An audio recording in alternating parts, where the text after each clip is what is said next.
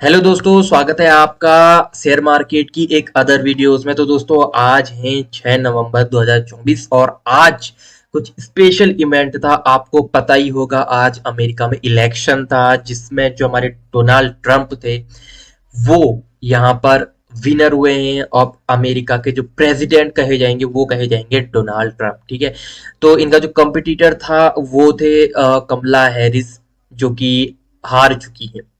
ठीक है, तो इस तरह से दोस्तों आपने कई लोगों से ये कहते हुए सुना होगा अभी 2-4 दिन पहले कि जब अमेरिका में इलेक्शन होगा तो हमारे इंडियन मार्केट पर बहुत बड़ा उसका असर होगा।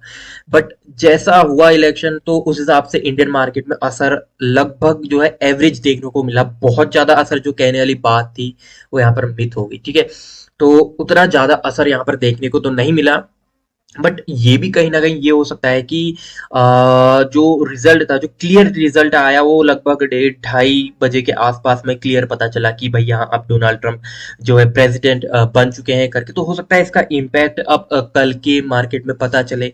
कुछ भी हो सकता है दोस्तों, मार्केट है, मार्केट में ये कोई नहीं बता सकता कि कल के दिन क्या होगा और अभी क्या होगा करके। ठीक है, बट हम एक प्रेडिक्शन कर सकते हैं, किसी की प्रेडिक्शन होती है, या यूं कहें कि इसको मैं थोड़ा प्रोफेशनल वे में कहूँ तो हम फोरकास्ट कर सकते हैं, फ्यूचर फोरकास्ट कर सकते हैं कि हम जो डिफरेंट टाइप्स के जो न्यूज़ हैं, डिफरेंट टाइप्स की जो टर्म्स है, पॉइंट है, उनको लेकर हम मार्केट को फोरकास्ट करते हैं और बताते हैं कि भाई हाँ ये कल के दिन मार्केट ये रह सकती है। 100% कोई श्योर नहीं होता, बट जितनी भी एक्यूरेसी है 60, 70, 80% वो लोग देते हैं। ठीक है, और जिनके पास ज़्यादा एक्सपीरियंस है वो ज़्यादा एक्यूरेसी के साथ यहाँ पर दे सकता है। तो बस हो गया, इतना ही था। तो आप देखेंगे आज जो है निफ्टी 50 में दोस्तों यहाँ पर काफी अच्छी खासी तो जो है हमें बढ़त देखने को मिली है दोस्तों। यहाँ पर 1.12% की बढ़त यहाँ पर निफ्टी 50 में। और जैसे कि मुझे उम्मीद थी कि थोड़ा सा जो इलेक्शन टाइम है तो अमेरिका में मतलब, तो उसका थोड़ा असर पड़ेगा, तो ज्यादा निफ्टी बैंक पर असर पड़ेगा। बट निफ्टी बैंक ही यहाँ पर आज के दिन लूज रहा है दोस्तों। आप देख सकते हैं यहाँ पर निफ्टी बैंक को, निफ्टी बैंक की आज के दिन जो है यहाँ पर थोड़ा सा ये है कि बहुत ज्यादा बुलिश तो नहीं रहा, बट एक न्यूट्रल वे में रहा है। हाँ यहाँ पर बट निफ्टी 50 को आप देखेंगे तो बहुत अच्छा रहा है। और उसके बाद सेंसेक्स यहाँ पर बहुत अच्छा रहा है। हालांकि सेंसेक्स लगभग 1-1:30 बजे के आसपास में 1000 पॉइंट क्रॉस कर दिया था, बट उसके बाद से फिर ये नीचे आ गया। ठीक है, निफ्टी मिड कैप सिलेक्ट यहाँ पर बहुत अच्छा रहा है दोस्तों। निफ्टी मिड कैप जो था आज के दिन बहुत अच्छा चढ़ा हुआ है 2.29%। इसके साथ ही अगर मैं बात करूं तो बैंकेक्स भी यहाँ पर कुछ खासा असर नहीं दिखा पाया। ठीक है, तो अगर मैं बात करूं तो एक बैंकेक्स हो गया, उसके बाद फिर निफ्टी हो गया और निफ्टी बैंक, ये तीन जो थे आज थोड़ा सा न्यूट्रल रहे। ना ही उतनी ज्यादा बुलिशनेस आई इनमें, ना ही उतनी ज्यादा बेयरिश रही। यानी कि साइडवेज बहुत ज्यादा रहे। अभी मैं आपको चार्ट में दिखाऊंगा तब आप समझ जाएंगे कि हाँ भाई ये किस तरह से साइडवेज रहे और क्या क्या रहा। इसके बाद निफ्टी टोटल मार्केट वगैरह वगैरह ये सब तो बुलिशनेस में रहे। ठीक है, इंडिया विक्स काफी ज्यादा हाई चल रहा था। आप देख सकते हैं अगर मैं बात करूं आपको अक्टूबर, सितंबर अक्टूबर के मंथ में जो इंडिया विक्स था ना काफी हाई था। और उसके बाद जो है 4-5 नवंबर की थोड़ा हाई था। बट उसके बाद से मुझे पता था कि इंडिया विक्स हाई है, तो इसको इंडिया विक्स को थोड़ा गिरना पड़ेगा। और जैसा कि आप देख सकते हैं इंडिया विक्स गिरा। और आपको पता है इंडिया विक्स के अगेंस्ट जो है मार्केट चलती है, यानी कि इंडिया विक्स गिरता है मार्केट बढ़ती है, इंडिया विक्स बढ़ता है तो मार्केट गिरती है, ऐसा होता है। ठीक है, तो दोस्तों हम इसको चार्ट में अभी देखते हैं। ठीक है, तो सबसे पहले हम चलते हैं निफ्टी बैंक के चार्ट में, जो कि मेरा फेवरेट है। ठीक है, और मैं ज्यादातर इसमें ट्रेड लेता हूँ, बट मैंने आज जो ट्रेड लिया वो निफ्टी 50 के अंदर लिया। ठीक है, अब देखिए दोस्तों इसमें क्या था ना, आज सुबह से मार्केट है, ये 15 मिनट का टाइम फ्रेम है, आप चाहे तो 5 मिनट का भी खोल सकते हैं। ठीक है, तो 15 मिनट के टाइम फ्रेम में आज मैंने देखा कि पूरी मार्केट साइडवेज है, तो मैंने कहीं इसमें बैंक निफ्टी में कहीं भी नहीं लिया। एक तरह से मैं भी दिन में सोच रहा था मतलब 10 बजे के आसपास कि यहाँ पर से जो है मैं एक ट्रेड प्लेस करूं, क्योंकि यहाँ पर आप देखिए 920 सेटअप यहाँ पर बन रहा था। क्रॉस ओवर तो नहीं हुआ था, बट एक सेटअप मेरा बन रहा था जिसमें मैं काम करता हूँ। बट क्या होता है नहीं कि जो आपका एक तरह से कहते हैं कि मार्केट में जो साइकोलॉजी होती है ना, वो चीज आपके यहाँ पर काम करती है बहुत ज्यादा। तो इस बैंक निफ्टी में मेरी यहाँ पर अभी साइकोलॉजी नहीं बन रही थी आज के दिन की भाई हाँ यहाँ पर मैं ट्रेड प्लेस करूँ, इसलिए मैंने इसमें नहीं लिया।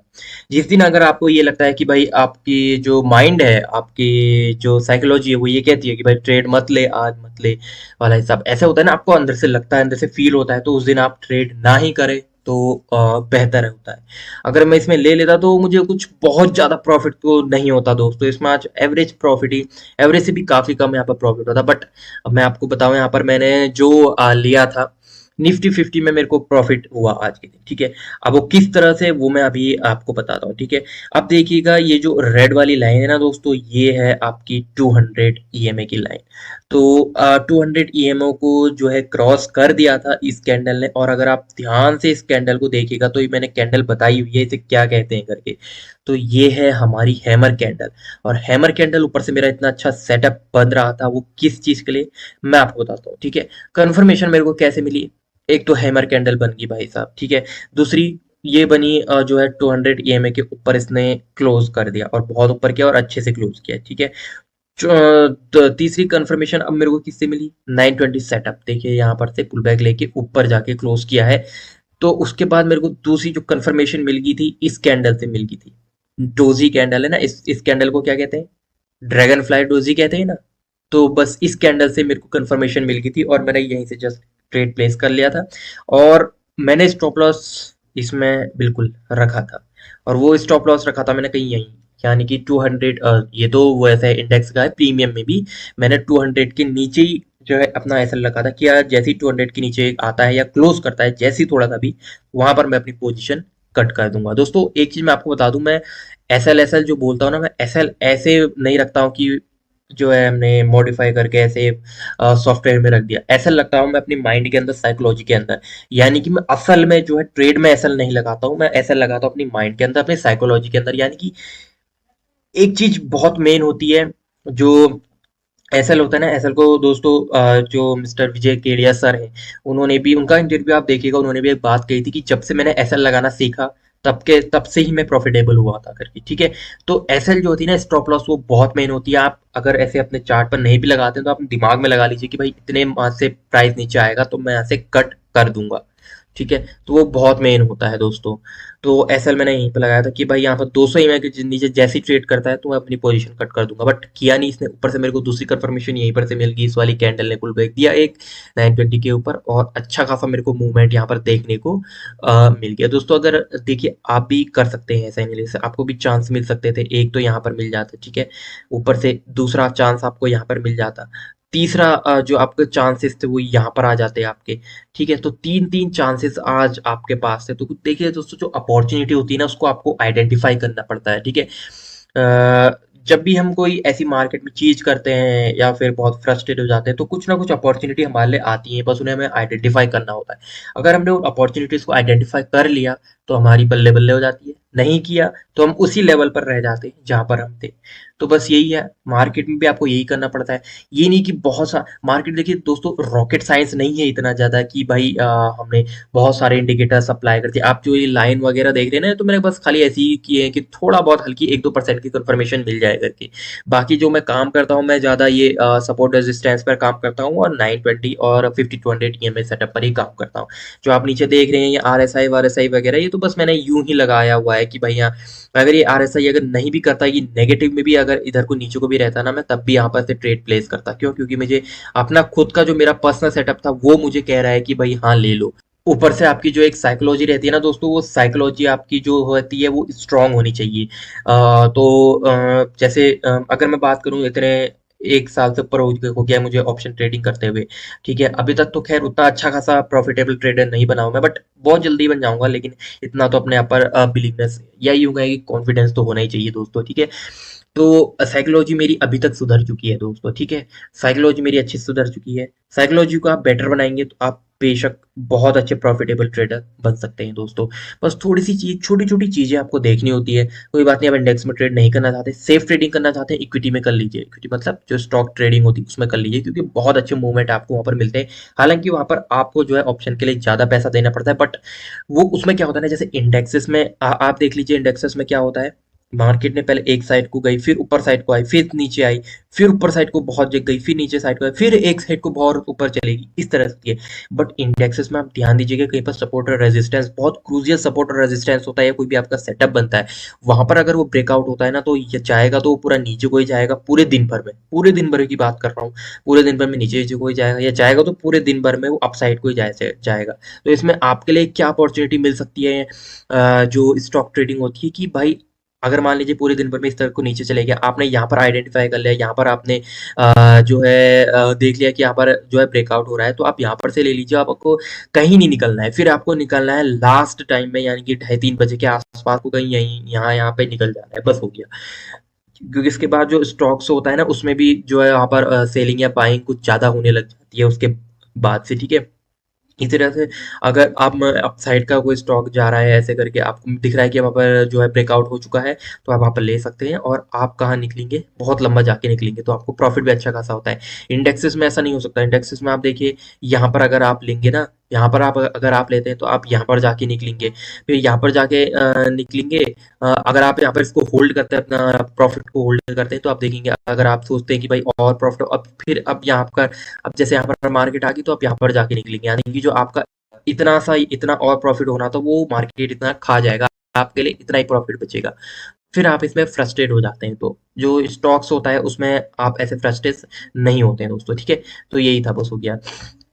बाकी दोस्तों जो अदर सेक्टर है उनके भी हम थोड़ा सा नज़र मार लेते हैं, क्योंकि वो भी जो है इम्पोर्टेंट रोल प्ले करते हैं मार्केट में, ठीक है।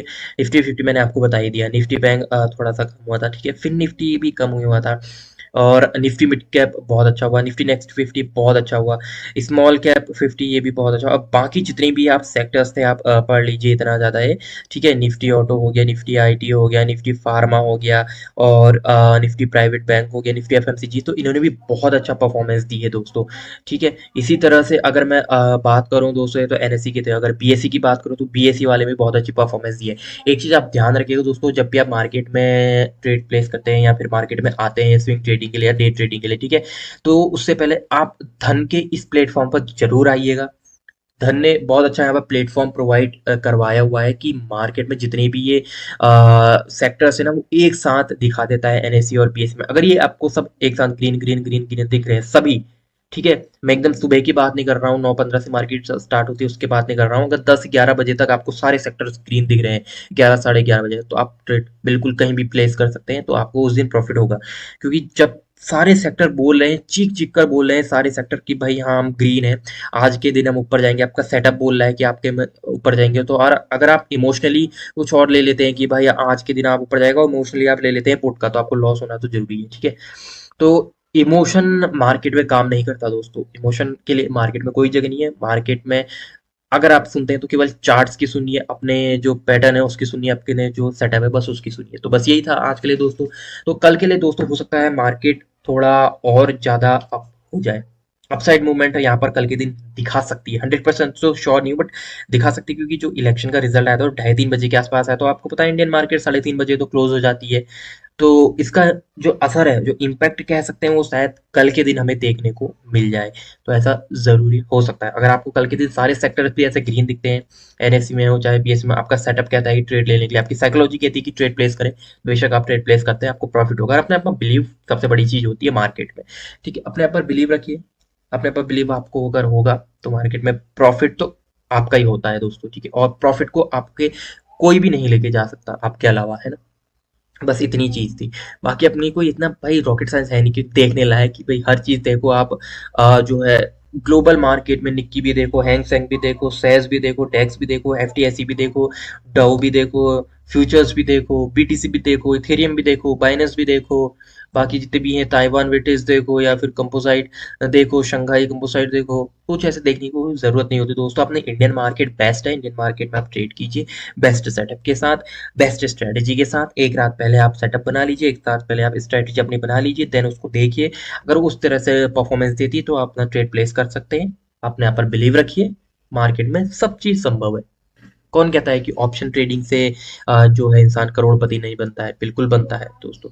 मैं बहुत से ऐसे एग्जांपल दे सकता हूँ जिससे इंसान जो है ऑप्शन ट्रेडिंग से ही करोड़पति बने हैं। खैर, इसकी बात करेंगे नेक्स्ट वीडियो में। तब तक के लिए आप इंतजार कीजिए और कल के लिए आप अपनी स्ट्रेटजी यहाँ पर बना सकते हैं। बाकी जितने भी जो निफ्टी फिफ्टी के या फिर बैंक निफ्टी के सेंसेक्स के जो लेवल से हैं, वो आप अपने आप से खुद से आइडेंटिफाई करिए दोस्तों, क्योंकि लेवल्स आइडेंटिफाई करना बहुत ईजी होता है। जो कि जितने भी बता देना कि यूट्यूब में कितने लेवल्स पे ये है।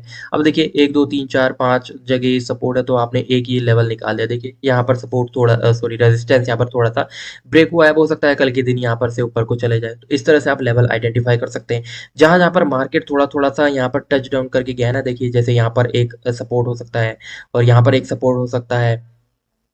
और अगर मैं आपको दिखाऊं जिस तरह से यहाँ पर एक सपोर्ट जोन एरिया हो सकता है, ये सपोर्ट हो सकता है। बाकी अगर रेजिस्टेंस ऊपर को भी यहाँ पर ये एक रेजिस्टेंस हो सकता है। तो इस तरह से आप भी ऐसे बना सकते हैं। ऐसा कुछ रॉकेट साइंस दोस्तों है नहीं है अपने आप में, ठीक है। सपोर्ट रेजिस्टेंस बनाना कोई इतनी बड़ी बात होती नहीं है, ठीक है। मार्केट में सबसे बड़ी चीज होती है आपका जो स्ट्रेटजी, आपको जो सेटअप है उसके अकॉर्डिंग आप चल रहे हैं या नहीं, बस हो गया इतनी चीज। तो दोस्तों बस इतना ही था आज के लिए। तो चैनल सब्सक्राइब कर देना यार, तो वीडियो को लाइक कर देना, वीडियो को शेयर भी जरूर कर देना। चैनल सब्सक्राइब नहीं करते दोस्तों, मैंने देखा है व्यूज आते हैं, बट चैनल को आप सब्सक्राइब क्यों नहीं करते, मुझे ये बताइए।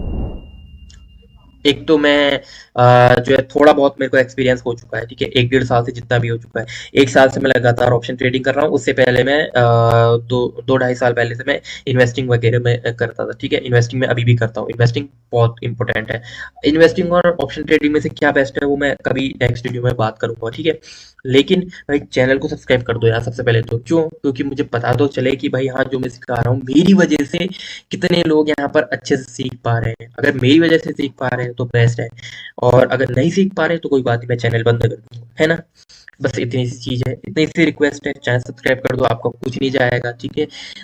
461 फॉलोअर हो चुके हैं, ठीक है। 500 कर दो, 1000 कर दो फटाफट। आप सोच रहे होंगे कि भाई इतने छोटे छोटे इसके फॉलोअर है, मतलब कम है कहने का मतलब, तो हम क्यों, सॉरी सब्सक्राइबर कम है तो हम क्यों सब्सक्राइब करें करके, है ना। तो दोस्तों आपको सब्सक्राइबर में कुछ पैसा वैसा देना नहीं पड़ता, ये आपको भी पता है, ठीक है। तो आपकी वजह से अगर किसी की मदद हो जाती है, आपकी वजह से किसी का भला हो जाता है, आपकी वजह से किसी के चेहरे पर मुस्कान आती है, तो वो बहुत अच्छी बात है ना। तो मुझे भी अच्छा लगेगा अगर आप चैनल सब्सक्राइब करेंगे, ठीक है। तो फिर मिलते हैं नेक्स्ट वीडियो में, तब तक के लिए हंसते रहिए, मुस्कुराते रहिए, be safe be positive, first learning then earning. जय हिंद। Yeah.